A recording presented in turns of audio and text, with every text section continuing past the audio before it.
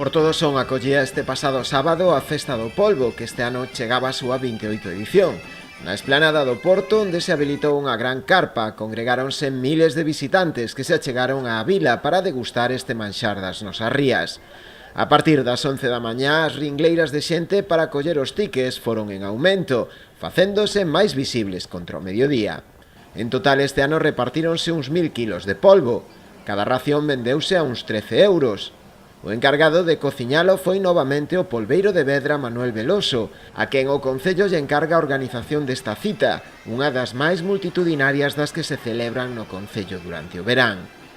A par da degustación celebrouse tamén unha nova edición da Andaina do Polvo, que organiza o Club International Trekkers Barbanzasar. Na proba tomaron parte este ano unhas 80 persoas, que completaron os 22 kilómetros que separan os concellos de Boiro e Porto do Son nunhas 4 horas.